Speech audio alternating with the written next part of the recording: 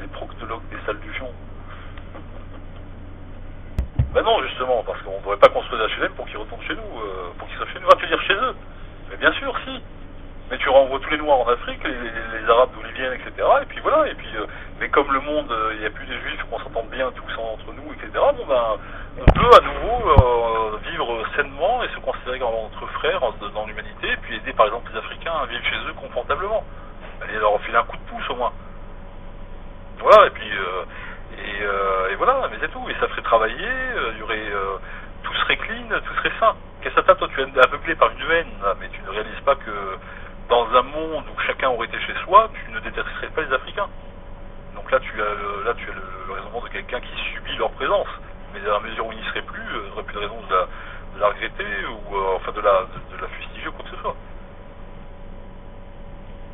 Mais oui, mais Kessata, mais de toute façon, Kessata, c'est pas grave. De toute façon, si moi j'ai un jour le pouvoir, c'est comme ça que je ferai, de toute façon. Je respecte son combat, mais pas la manière dont il l'a fait, pas avec les moyens qu'il l'a fait, enfin voilà, c'est tout. D'accord?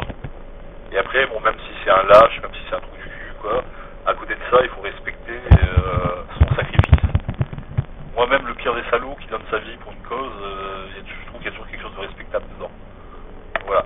Et après, la manière dont il l'a fait et tout, avec qu'est-ce que ça a changé?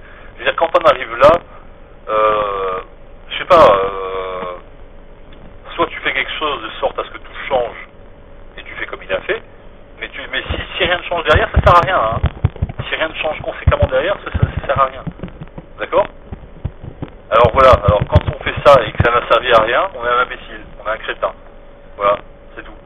Tant qu'à faire, quand tu pars faire des choses comme ça, bah, je sais pas, tu butes toute l'école, ou je sais pas, ou tu fais... enfin voilà, et là, même si t'es pas moins salaud, t'es encore pire, au moins, il y a une conséquence à ce que t'as fait. Enfin, il y a une réaction conséquente et quelque chose qui va vraiment changer. D'accord? Et là, tout d'un coup, il peut y avoir un sens à ce que t'as fait. Tandis que là, il n'y a pas de sens.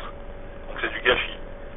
C'est du gâchis de sa vie, de celle des gens qu'il a tués, voilà, bêtement, tout simplement. Voilà, donc mais ça c'est à considérer, c'est comme d'habitude, c'est toujours comme ça. Les imbéciles, ils foutent leur vie en l'air, ils font deux, trois conneries à côté, alors que s'ils avaient bien réfléchi, qu'ils avaient pu trouver les bonnes cibles, etc., ils auraient changé tout. Tu vois, si ce Mohamed Merah là, il était allé mettre une balle dans la tronche à Attali ou BHL, bah aujourd'hui le monde serait plus pareil. Tu vois? Mais il y aurait des choses qui auraient changé conséquemment.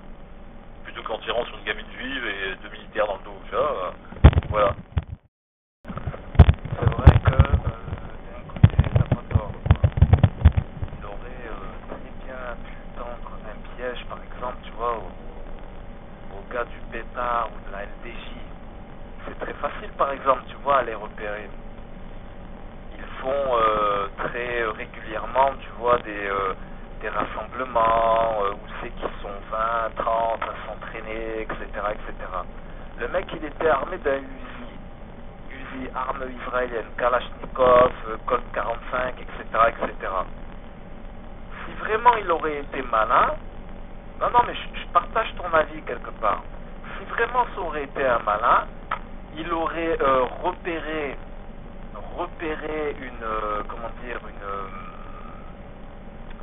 un meeting. Comment dire meeting en français? Comment on dit un meeting? Oh là là, j'en perds mes... Bref, l'heure, la date, exactement, voilà, une conférence ou quelque chose, voilà, un colloque, une réunion, et puis il se serait pointé avec son Uzi, et là il aurait fait, mais bah, non mais vraiment, armé de Uzi et de Colt 45, Uzi, Kalachnikov et je t'en passe, là il aurait fait une 20, tu vois le truc, 20, 30, plus même, si vraiment le mec il est déterminé et intelligent. Enfin bon, quelqu'un vraiment qui est motivé, déterminé, il